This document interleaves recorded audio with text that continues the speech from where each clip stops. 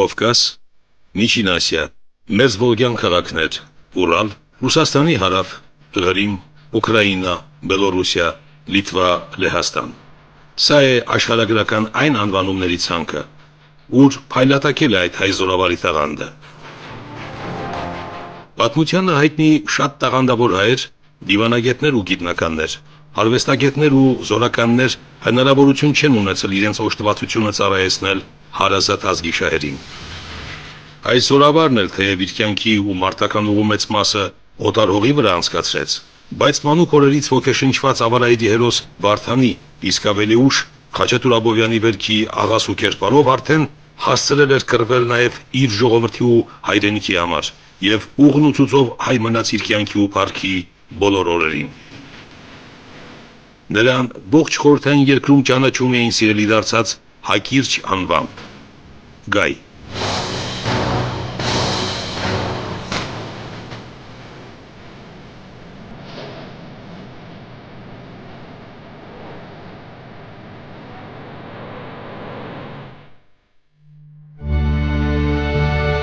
Հայկ Բժշկյանցը ծնվել է 1887 թվականին Թավրիզում, ուսուցչի ընտանիքում։ Այդ առիթով մի նկարիչ իր ավարայդի ճակատամարտ նկարն է նվիրել ընտանիքին։ Պատանի Հայկը հայկական արամյան դպրոցում սովորելու տարիներին հետաքրքրվել է ավարայդի պատմությամբ, կարդացել ու տպավորվել է նաև Աբովյանի «Վերք Հայաստանի» վեպով։ Հայրը Դմիտրին սոցիալ-դեմոկրատ հնչակյան կուսակցության անդամ էր, ինչի պատճառով ընտանիքը շուտով արտաքսվում է Պարսկաստանից եւ հաստատվում Թիֆլիսում։ Հայկն ընդունվում է հայկական սեմինարիան, Ներսիսյան դպրոց։ Այստեղ նա ելույթներ էր ունենում իր սիրելի նվագարանով, թառով եւ ժողովրդական երգեր էր կատարում։ Հայկը իր ընտանիքին օգնելու համար երեկոյան նաեւ պարապմունքներ էր անցկացնում։ Հայկը սկզբնապես որոշել էր հոր ճանապարհով գնալ եւ ուսուցչությամբ զբաղվել, սակայն նրան ուրիշ, շատ ավելի փառավոր ուղի էր սպասվում։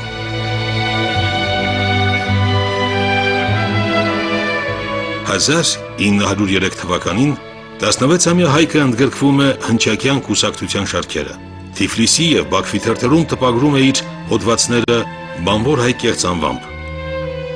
Հայտնի բան է, որ Ներսիսյան դպրոցում ուսանողները բոլորը, գրեթե բոլորը, ձեռք են բերել գրելու ընդունակություն, փոքր տարիքից, եւ Գայի մոտ դա շատ վառ կերպով է արտահայտվել։ Երեխա փաստորեն դպրոցն ավարտելուց հետո տեղափոխվելով Բաքու եւ տեսնելով Բաքվի նավթաշխարհի բանվորության ծանր վիճակը, նա Բաքվից նամակներ է գրում հնչակյան թերթերին, Աստրախանի լրաբեր եւ Թիֆլիսի ապագա թերթերում բանվոր Հայկ ստորագրությամբ, որովհետեւ ինքն էլ է աշխատում նավթահանքերում, բանվոր Հայկ ստորագրություն թղթակցություններ է գրում այդ թերթերում, լինելով հնչակյան կազմակերպության անդամ, նամակներ բանվորական աշխարհից ենթավեռնագրով։ Կարդում ես եւ զարմանում, թե ոնց է այդ երիտասարդ տղան կարողանում կողմնորոշվել կապիտալիստական այդ ստրկատիրության մոտիվներն է ներկայացնում եւ հղում է իր կոչը բանվորներին անպայման ամբոստանալ եւ պահանջել, որ իրենց աշխատավարձը բարձրացնեն, պայմանները լավացնեն, որովհետեւ զոհվում էին մարդիկ ուղակի աշխատելով այդ նավթահանքերում։ Շուտով Հայկը ուսանողական հեղափոխական շարժումներին մասնակցելու համար հեռացվում է Ներսիսյան դպրոցից։ Ոստիկանության հետապնդումից փախչելով Հայկը Բաքու է գալիս։ Այստեղ սակայն բանտարկվում է, իսկ ազատվելուց հետո կրկին Թիֆլիս է վերադառնում։ Այնուհետև նորից գնում է Բաքու եւ ապրում հորեղբոր տանը, ով կարևոր պաշտոն էր վարում Մանթաշյանի գրասենյակում։ Հայկը հրաժարվելով այնտեղ աշխատելու հնարավորությունից աշխատանքի է անցնում մի այլ ֆիրմայում, երբեք չդադարեցնելով հասարակական քաղաքական գործունեությունը։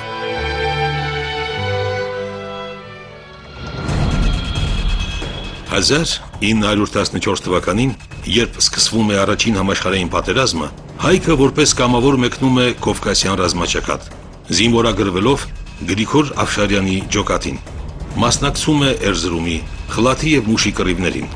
Մշակ թերթում 1915 թվականին զետեղվում է Մինյուտ, հայազգի հերոսներից մեկը վերնագրով, ուր պատմվում էր այն մասին, թե ինչպես էին կորպուսի հրամանատար ռուս գեներալը եւ նրան ուղեկցող շքախումբը հանդիսավոր կերպով պատվում մարտերում հերոսաբար կռված 6-րդ դրուժինայի զինվորներին եւ նրանց հրամանատար Հայկ Բժշկյանցին, ով մարտերում 3 անգամ վիրավորվել էր, բայց չէր թողել մարտադաշտը։ Ոչ միայն չէր լքել մարտադաշտը, այլ այնտեղ ստիպված էր եղել փոխարինել զոհված հրամանատարին Գրիգոր Աֆշարյանին, ով մահանալուց առաջ իր թուրը հանձնել էր նրան։ Իր մասին ուրեմն գրվել էր Մշակ թերթում 15 թվականին, որպես հայ հերոսներից մեկի մասին։ Նա ուրեմն կարողացել էր փոխարինել վիրավորված հրամանատարին Աֆշարյանին, որը որ մահանում է եւ իր թուրը հանձնում է գարին, եւ կարողանում է ուրեմն ղեկավարել այդ մարտերը, ջախջախել քուրդերին, որտեղ սկզբից քուրդերն էին եղել, ազատագրում է մի քանի գյուղ, իսկ մոտ 4000-անոց թուրքական բանակը երբ գալիս է օգնության, դա չի օգնում, հայ քաջերը նաեւ ջախջախում են այդ դրանց։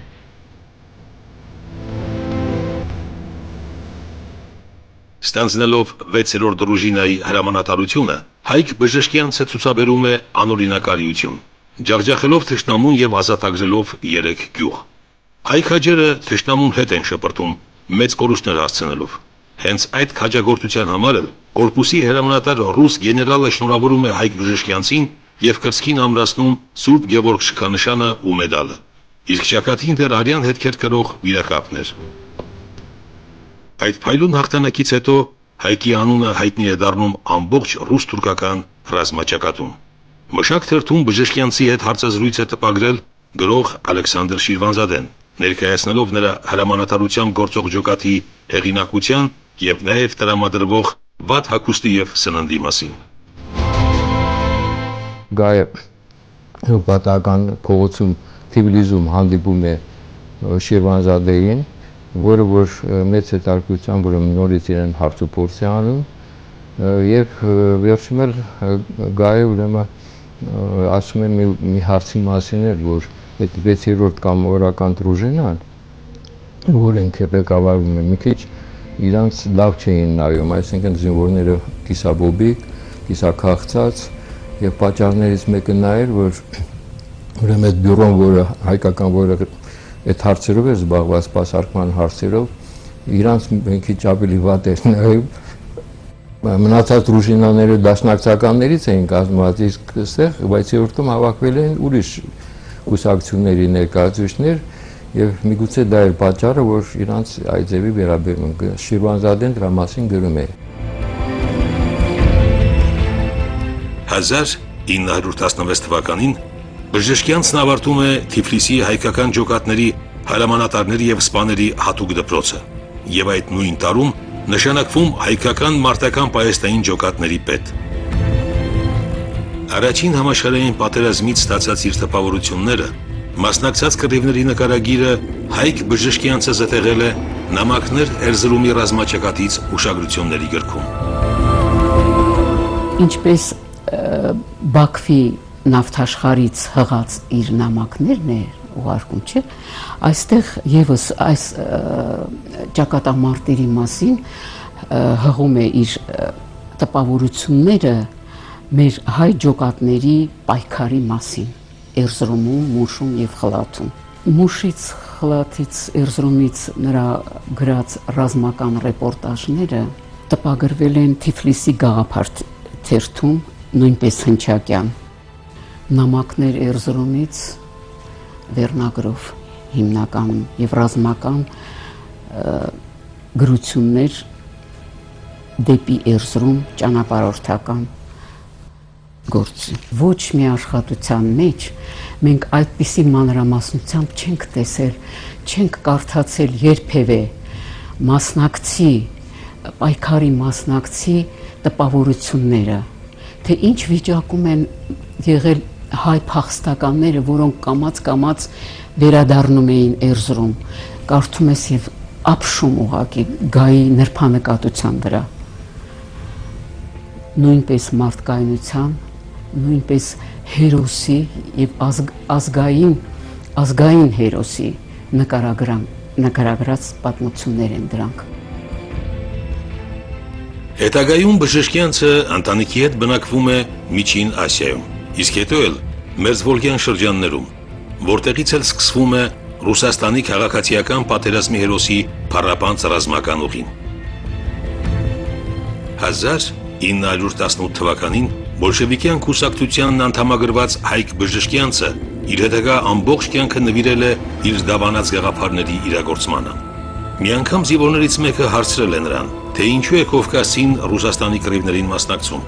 Դուք, ռուսներդ, եկաք մեզ հայերիս օգնության, կռվելու թուրքերի դեմ։ Հիմա էլ ես եմ եկել ձեզ օգնության, պատասխանել է հայազգի քաչ հրամանատարը։ Ռուսաստանի քաղաքացիական պատերազմների ժամանակ գայը ներգրավում է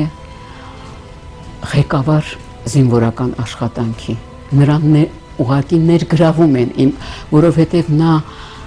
Էրզրումում պայքարում է ռուսական բանակի շարքերում։ Ռուս զինվորականներն ու ղեկավարները զարմացած էին գայի ռազմական արվեստի կապակցությամբ եւ հայ զինվորի ընդհանրապես հերոսության, որոնք գային հետևում էին նույնիսկ վիրավոր ժամանակ։ Վիրավոր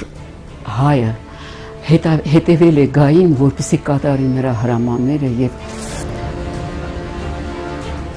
օգնություն բերի տուժած հայերին։ Եվ այդ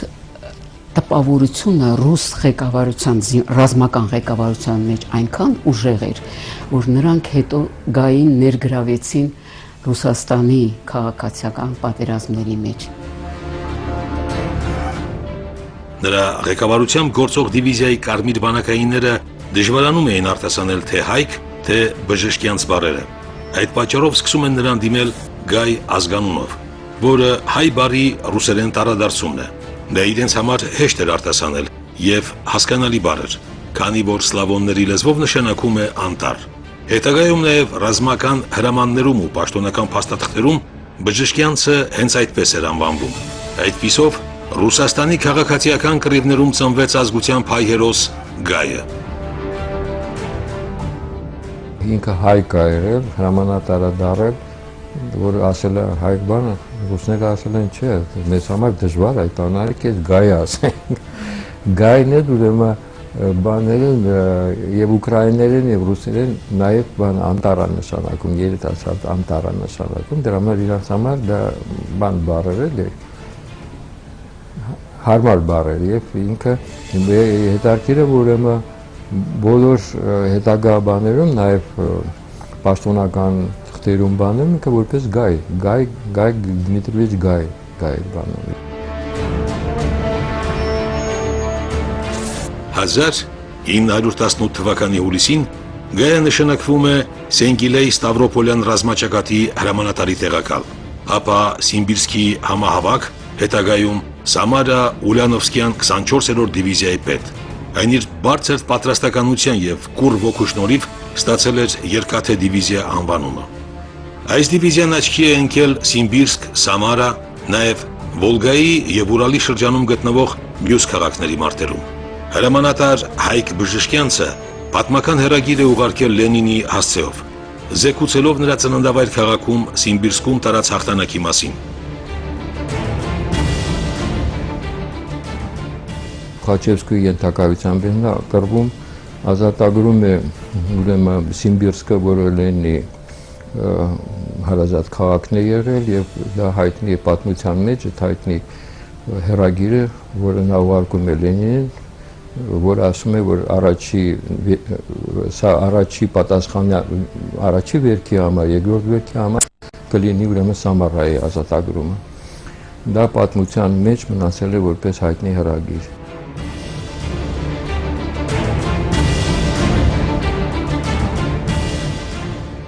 Սամարա Ուլանովյան 24-րդ երկաթե դիվիզիայի պետ լինելով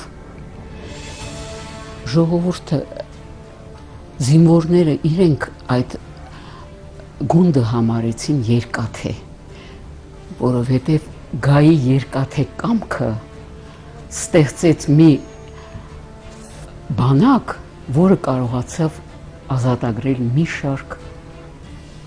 շարք քաղաքներ եւ շրջաններ։ Հետագայում գայի դիվիզիան մասնակցել է Մերձվոլգյան եւ Մերձուրալյան 100-ից ավելի քաղաքների գրավմանը, ինչից հետո Գայը ստանձնել է արևելյան ռազմաճակատի առաջին բանակի ղեկավարությունը, փոխարինելով հռչակավոր Թուխաչևսկուն։ Հաղթահարելով ցուրտ ձմռան դժվարությունները, առաջին բանակի զորամիավորումները գրավում են Օրենբուրգ քաղաքը, վերականգնելով Ռուսաստանի եւ Թուրքմենստանի միջև կապը։ Գայը քաղաքացիական պատերազմի տարիներին մեծ աշխատանք է կատարել Արևելյան ֆրոնտում։ Նա կռվել է եւ Կոլչակի դեմ, նա հարավային տարածքներում կռվել է Գենիկինի զորքերի դեմ եւ արևելքում եւ հարավում հասել է մեծ հաջողությունների եւ դրանով իսկ ձեռքաբերել մեծ հեղինակություն ղեկավարության մոտ։ 1920 թվականից Բժշկյանցը Կովկասյան երկրորդ հեծյալ կորպուսի եւ Արևմտյան ռազմաճակատի երրորդ հեծյալ կորպուսի հրամանատարն է եղել։ Գայի մարտական ուղու վերջին փայլուն էջը եղել է նրա հեծելազորի սրընթաց արշավը Լեհաստանի դեմ մղված պատերազմում։ Այն ժամանակ Լեհաստանը շատ էր անհանգստացնում եւ այդ կորպուսով ինքը ճեղքում է լեհական բանակը եւ անցնում է այնքան անցնում, որ նրանք մնում են արդեն թիկունքում, մի պահ տեսնում է, որ իրենք հայտնվել են արևելյան Գերմանիայի տարածքում։ Այդտեղ ստեղծում է նոր այդ տարածքում զորամիավորման գարնիզոն ասենք, եւ այդ գարնիզոնը քանի որ արդեն խորհրդային միությունից անջատված է, ինքը այնտեղ կարգադրություններ, հրամաններով բանով հայտարարում է, որ այդ տարածքում գործելու են միայն սովետական իշխանության օրենքները եւ Կարմիր բանակի կանոնադրության պահանջները։ Որոշ ժամանակ անցկացնելով Գերմանիայում փաստորեն գերության, կիսագերության մեջ, բայց այնտեղ էլ նա իրան շատ արժանապատիվ կարողանում պահել եւ այդ գերմանական այդ զինվորականները փորձում են ինչ որ մի թեթև իրան ճնշում, բայց տեսնում են, որ այդ ձևի մարդ չի իրանց առաջ։ Եվ հետագայում ուրեմն նա վերադառնում է այդ իրան զորքով ամեն ինչով կարողանում է վերադառնալ Ռուսաստան։ Ռազմական հաջողությունները միշտ ուղեկցել են Գայի զորավարին, քանի որ նա աչքի էր ընկնում ռազմական հեռատեսությամբ, հակառակորդին հանկարծակիի բերելու, նրա մտադրությունները կռահելու ունակությամբ եւ իհարկե քաջությամբ։ Նշանավոր բոլշևիկ ու պետական գործիչ Կալինինը նշել է, որ առանց Գայի, Ֆրունզեի եւ Չապաևի նման ազգային զորավարների Կարմիր բանակը չէր կարող վերջնական հաղթանակ տանել քաղաքացիական պատերազմում։ Գայը ուրեմն չտեսնված աչքի են գնում որպես շատ խիզախ, շատ ուրեմն մտածող, ճիշտ որոշումներ ընդունող հրամանատար եւ Կարմիր բանակի այդ տարիներին նա իսկապես համարվում է ամենահայտնի հրամանատարներից մեկը։ Նա չորրորդն է, որ ստանում է Կարմիր դրոշի չկանշանը այդ սովետական այդ Ռուսաստանում։ 1920 թվականի վերջերին Հայկ Բժշկյանցը ռազմագիտական գիտելիքները խորացնելու նպատակով ընդունվում է բանվորագյուղացիական Կարմիր բանակի ռազմական ակադեմիա։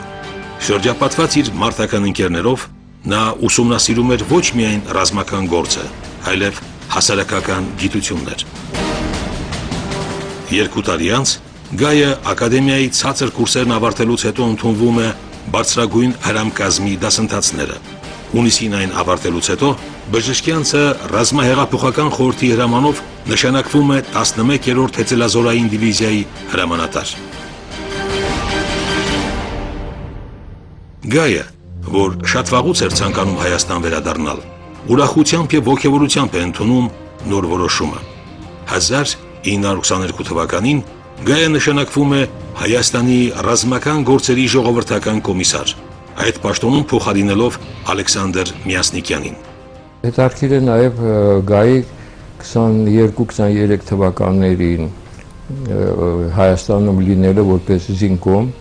դեռ 20-ական թվականներին Մռավյանը խնդրում է Ռուսաստանի ղեկավարությանը, որ Գային ուղարկեն Հայաստան, եւ դա իր ցանկությունն էլ է միշտ եղել ծառայել հայրենիքին, հայերին։ Նա կար ժամանակ է լինում Հայաստանում, բայց այդ կար ժամանակվա ընթացքում նա կարողանում է ուրեմն կազմակերպել հրամանատարների դպրոց եւ կազմակերպել ուրեմն հայկական դիվիզիա հրաձգային դիվիզիան, որը որ լեռնահրաձգային դիվիզիան, որը հետագայում դառավ հիմք հայկական դիվիզիաներին, որոնք փայլուն կռվեցին նաև հայրենական պատերազմում։ Երևանում նա ստեղծեց միացյալ ռազմական ուսումնարան, որտեղ եւ պատրաստում էին եւ հրամանատարական կազմ, եւ պատրաստում էին դասախոսական զինվորական մարդիկ, որոնք որ պետք է որ ուսուցանեին, դաստիարակեին ռազմագիտությունը, հոգեբանությունը եւ այլ բնագավառներում։ Այդ բնագավառում ինքն էլ իրեն մեծ աշխատանք կատարեց թեկուզ կա ժամանակում։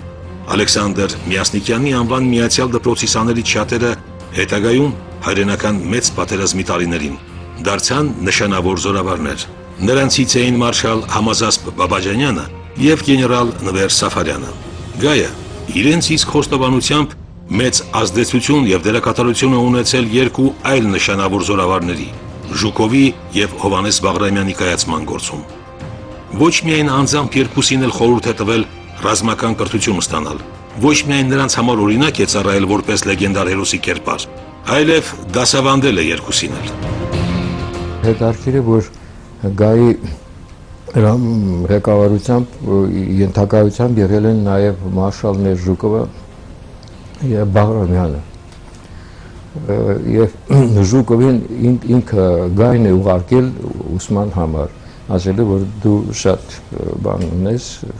հնարավորություն ունես դառնալ շատ հռչակավոր, դա իսկապես կատարվեց։ Մեր երկրորդ հերոս զավակ հայ ժողովրդի մեծ զավակ Բաղրամյանը հրաշալի մի հոդվածով է, բազմածավալ հոդվածով է հանդես եկել իր ղեկավարի մասին, նշելով, որ ամբողջ կյանքի ընթացքում, ամբողջ իր պայքարի ընթացքում Գայը եղել է իր աչքի առաջ։ Եվ նա ղեկավարվել է Գայի զարմանալի հատկությամբ, որ միշտ մտածում էր հաղթանակի մասին։ Ամենադժվար պահերին Գայը պատկերացրել է, որ պետք է անպայման հաղթի։ Նա պետք է իր ժողովրդին հանի այդ վիճակից։ Հայաստանում պաշտոնավարելուն զուգահեռ Հայկ Բժշկյանցը նշանակվում է սովետական բանակի հատուկ նշանակության զորամասերի հրամանատար։ 1923 թվականին ժողովրդական կոմիսարի պաշտոնը վերացվում է եւ Գայը հետ է կանչվում Մոսկվա։ Նույն թվականի մայիսին դառնում է Սամարյան 8-րդ հեծյալ դիվիզիայի հրամանատար կոմիսարը, իսկ մեկ տարի անց այդ դիվիզիայի հիման վրա կազմված 3-րդ հեծյալ կորպուսի հրամանատար։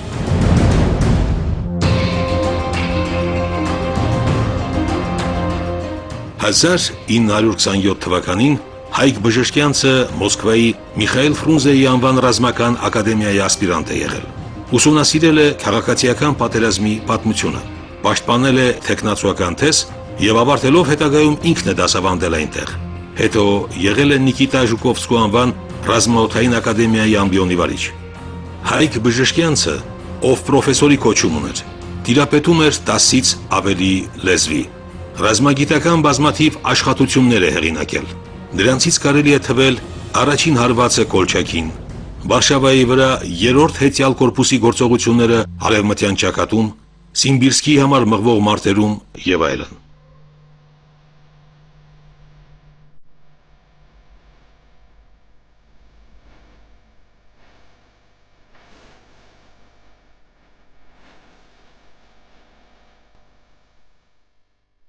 «1935 թվականին Գայը,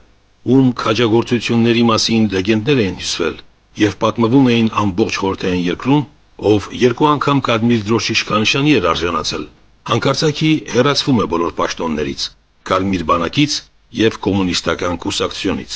Պատճառաբանությունը սովետական բանակի ներսում ռազմաֆաշիստական գործունեությամբ զբաղվելու կեղծ ու ծիծաղելի մեղադրանքներ։ Ֆաշիստական Գերմանիան իմանալով, որ սովետները իրենց դրական եւ բացասական կողմերով հզորանում են, տարի հզորանում են եւ կռվելու համար ուզում էր, որպեսզի ֆաշիստական Գերմանիան նշանավոր ղեկավարների շարքից հաներ, որից հետո նոր արդեն սկսել պատերազմը։ Դրա համար Վերմախտում իր շտաբում, գերմանական շտաբում հետախուզությունը մշակում է մի ծրագիր, մի գաղտնի ծրագիր, որ իբր թե նշանավոր ռազմական գործիչները խորհրդային կարմիր բանակի, նրանք ինչ որ հեղափոխություն են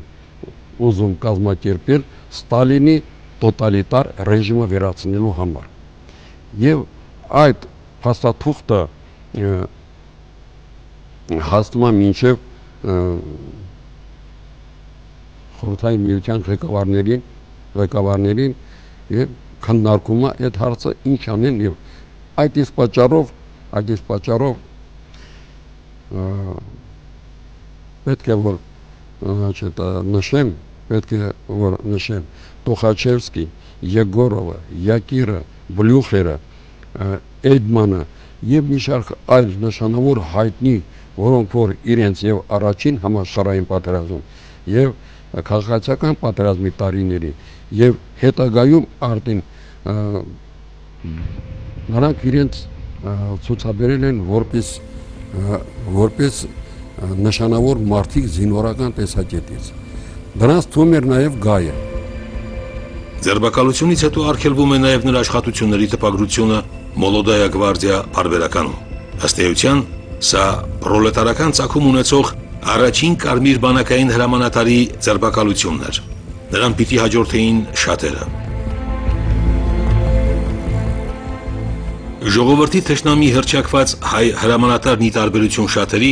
ներում հայցող նամակով չի դիմում Ստալինին, այլ որոշում է ինքնուրույն տնօրինել իր ճակատագիրն ու կարողանում է փախչել Յարոսլավլի մարզ, սակայն մատնության պատճառով կրկին ձերբակալվում է։ Գայ ուրեմն բանից գնացքից ուրեմն իրեն դուրս է հաջողացնում է դուրս գալ, պատուհանը ջարդել եւ դուրս թռնել եւ որոշ ժամանակ փնտրելուց հետո ագին ուրեմն 10-15 օր իրան չէին կարող գտնել, չնայած հատուկ 300 հոգի զբաղվում են այդ գործով։ Մի խոսքով մի գյուղացի ուրեմն դավաճանում է իրան բանի խոտի մեջ տենց տեսած է եղել։ Այդ գյուղացին ուրեմն խոստանում են լրիվ կոմպլեկտ հագուստ, սապոգներ չմանում ինչ, դե գյուղացին տես բանի մի խոսքով Գայի տեղը հայտնում է իրան ու ինքը թռնելու ժամանակ ոտքը վիրավորված է եղել, բանը տենց ինքը կաղում էր, բայց ուրեմն իրան բանտում ուղարկում են Վլադիմիրյան բանտը։ Դա 35 թվականին է։ Տասնյակ անգամ դիմել էր կառավարությանը եւ կուսակցությանը ուղղակի հարցնելով թե ինչ է իմ մեղքը, երբ ես իմ ամբողջ կյանքը նվիրեցի մեր ժողովրդին եւ հիմնադրեցի մեր կարմիր բանակը, Հայաստանի կարմիր բանակը, ինչումն է իմ մեղքը, ինչի պիտի ինձ պատժեք։ Ինքը իրեն այդ մեղադրանքները ինչ որ առաջարկում էին չեր ընդունում։ Մի քանի անգամ ելույթ ունեցել եւ գրավոր նամակներով խնդրել է, որ թույլ տվեք նա ես իմանամ ինչի համար ենք вот գտնում եմ որ ամեն ինչը Սարգսովի գործ է սխալ է եւ այլ երկրորդ նամակում գայը խնդրում ասում է ինձ հնարավորություն տվեք ուղարկեք ամենադժվար հեռավոր տարածքները եւ ես այդ դժվար պայմաններում ես կապացուցեմ որ ես եւ ժողովրդին եւ կուսակցությանը եւ սովետական կարգերին ես նվիրված եմ ես ոչ մի թշնամություն ոչ մի բան չեմ արել եւ այդ պատրվակով որ նեմեցները ուղարկել էին մարշալներին շարքից հանեցին եւ 2 տարի նստումա բանտում նրանից կարողացել են մի նամակ կորզել, որտեղ խոստովանել է, թե հարբած վիճակում ասել է, որ Ստալինը պետք է հեռանա։ Դատավարությունն անցել է փակ դռների հետևում, առանց վկաների եւ նույնիսկ առանց մեղադրյալի։ 1937 թվականին լեգենդար հերոսը դաժանորեն սպանվում է։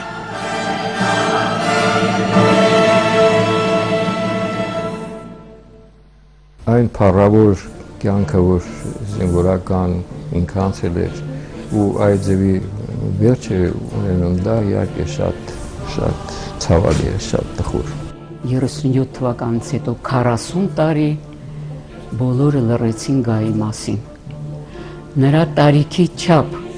40 տարի ապրել էր, 40 տարի լռություն տիրեց։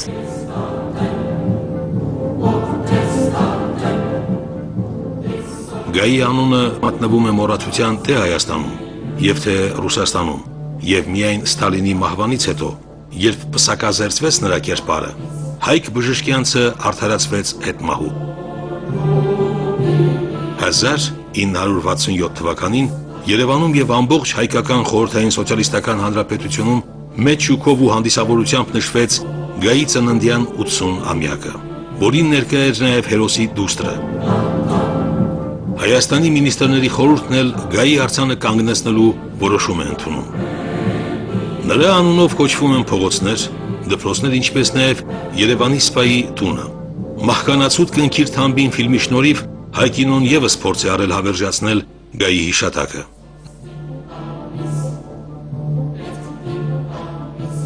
Նրան վերաբերող մի հիշատակ էլ այժմ պահվում է Հայաստանի պատմության թանգարանում։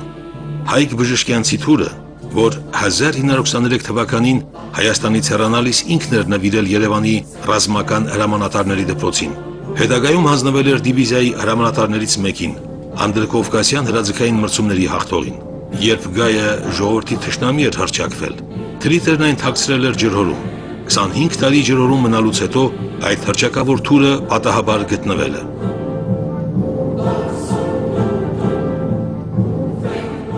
Նրա սաներից ամենանշանավորը հետագայում պիտի գրեր.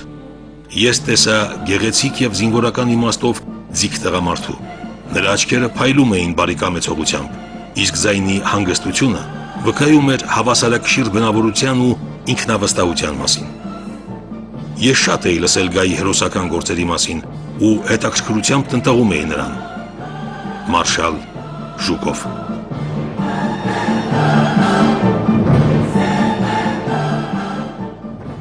Ռոմանտիկ բազմազգ հեղափոխական մարտիկների մեջ Գային առանձնանում էր հայ զինվորականի բազմադարյա վարք ու կանոնի շնորհիվ եւ առասարակ հայ մարտիկին բնորոշելիս հայ զորավարն ասես առաջին հերթին հենց իրեն նկատի ուներ, երբ գրում էր.